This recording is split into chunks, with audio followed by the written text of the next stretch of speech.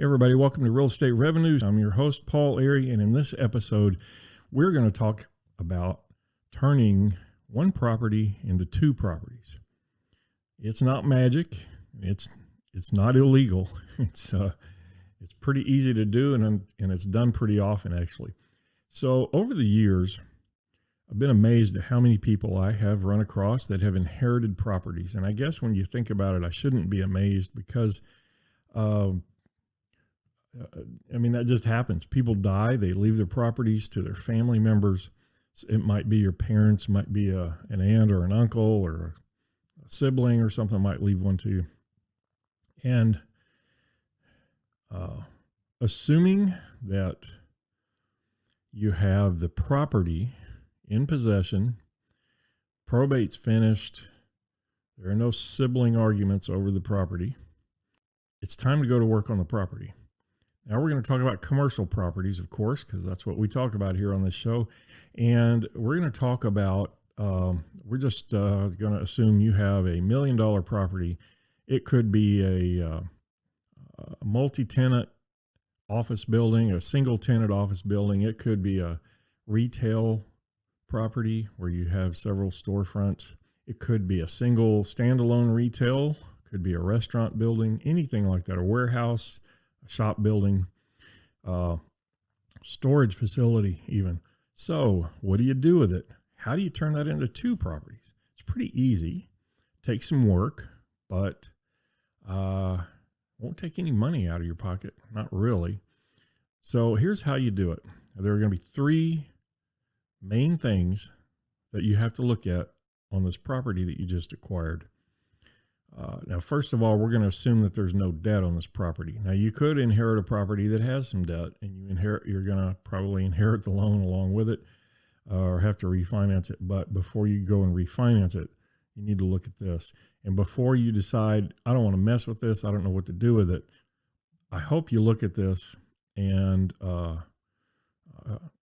at least consider some of these things that we're going to talk about here, and try to put them into practice. I guarantee you, when you do it and you put these things into place, the reward you're going to get is going to be huge. You're going to love what this can do for you. So the first thing you want to do when you get this property is you want to examine the leases. The tenant's leases are one of the most important things to look at when you're buying a property. It's also true when you inherit a property. Those leases change hands with the landlord. When a landlord sells a property or he wills it to an heir, to a family member, the leases are still in effect.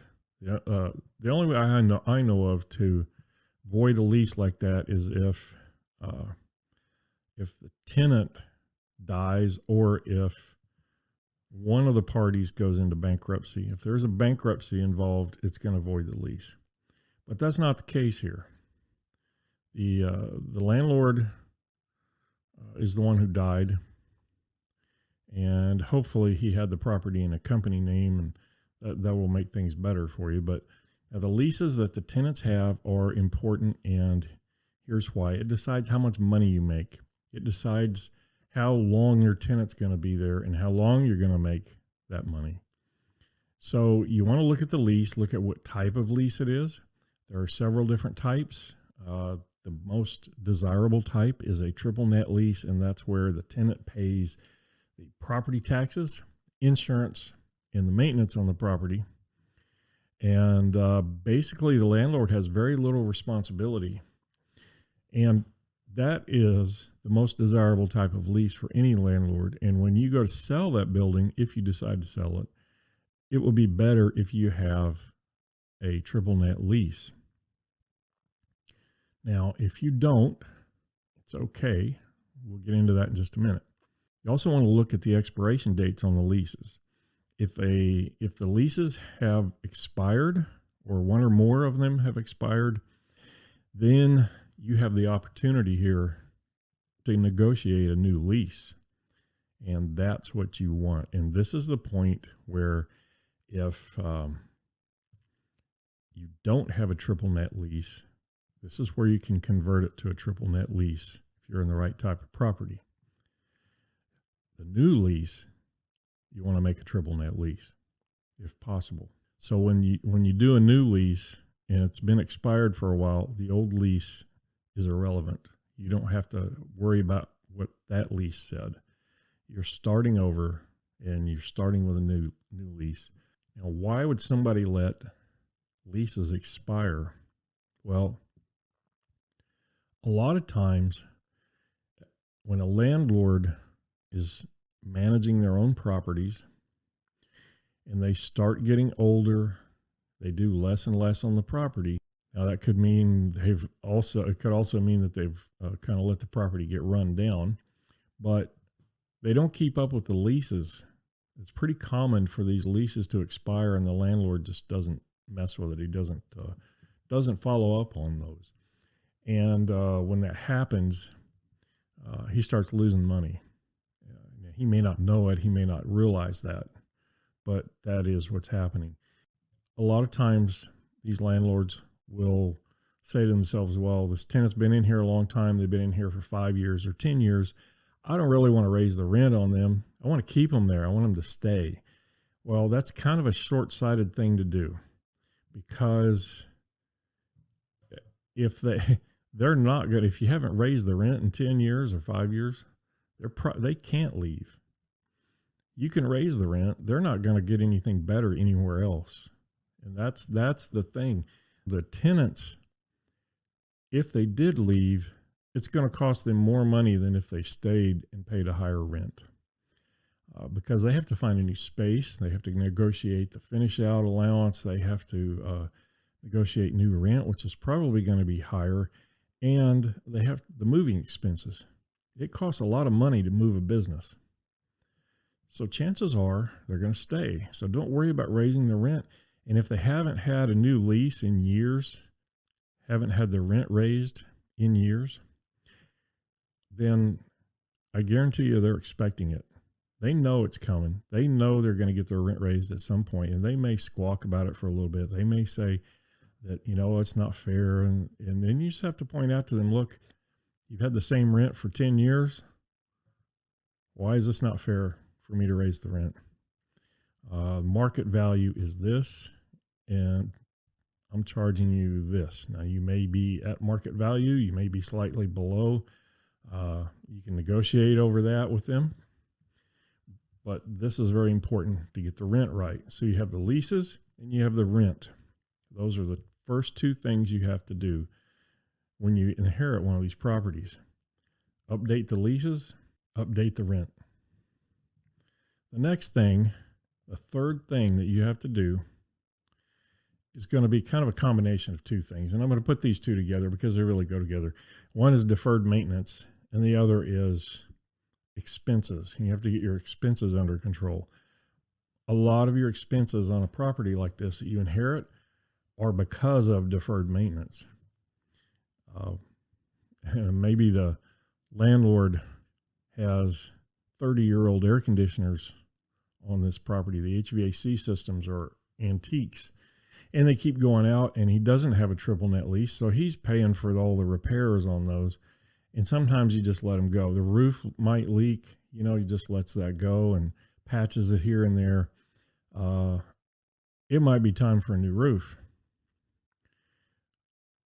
It sounds expensive up front, but it can save you money in the end by getting rid of all the patchwork, labor and material costs, and getting rid of all the possible lawsuits that you're going to face because you didn't fix the roof right. So get the expenses under control, do all the maintenance that needs to be done. And there are a lot of other expenses you can look for too, like electricity. If, every property has some kind of an electric bill. Of course, you're going to charge the tenant for that. You're going to prorate. You're going to make them pay something called CAM charges. That's common area maintenance. That's part of their maintenance responsibility. But you have to charge for it. You have to bill them for it. It's not just about when their air conditioning or plumbing has a problem, they have to fix it. It's also about paying for the parking lot cleanup and maintenance, and the electricity that possibly is used for maybe parking lot lights, outside lights, and common area lights. If you're in an office building, common area electricity, you're charging for that one way or another. Now, there's a lot of details to get into on that, but we're not going to do that here on this show. So all these little tricks to get rid of your expenses or to lower your expenses and limit them. We're not going to get into all of those on this episode, but just know that that will have to be done. Now, what do you do? How do you double the property? How do you turn one property into two? So once you've gone through these things, your leases are updated, the rent's updated, the maintenance is done. So now what do you do? Well, this is the point where you have increased the value of the property. Commercial property is valued based on the amount of income that it generates. And when you raise the rent and you lower the expenses and you get stable leases, you have increased your net operating income. You've increased the value of the property. So now you can go to a lender and you can borrow, you can get a commercial real estate loan for that property. And it doesn't have to be for the whole value. You don't have to go get all you can get. You might just want to go get 50%. If you have $1 million property and you go borrow $500,000 on it, the lender's going to like it because the income off of that building is more than enough to pay for the loan payment for the debt service. Plus, he's loaning you a 50% loan to value ratio. They will go all the way up to 70% in some cases. I'm just going to say 50%. We're going to make it nice and easy on the numbers. And you don't want to go borrow too much on it, but you don't want to get over leveraged on your properties. But in this case, I think if we do 50%, you can take $500,000, tell them you want to finance it, get the cash out, and just tell them what you're going to do with it. And it's perfectly legal. You don't have to pay taxes on that $500,000. It's not income, it's loan proceeds. So it's tax free. You can take that money and you can go buy another property with it. And with a $500,000 cash down payment, you could go buy another $1 million property. So that's how you can turn one property into two properties. So you can turn $1 million into $2 million and double your income. And that's why commercial real estate is such an amazing thing to get into. So when you inherit a property, before you decide to go dump it because you don't know what to do with it, check into it first. Check out all your options. Talk to a broker, see what they can do for you on leases and getting your rents up. They may have some tenants that they can put in. If you have empty spaces, they may have tenants that they can put in there for you. So check out all your options before you decide to just go put up a sign and put it on the market for sale. You might regret that later, and you really, really want to check out every option possible before you sell. This idea, it doesn't just work on inherited properties.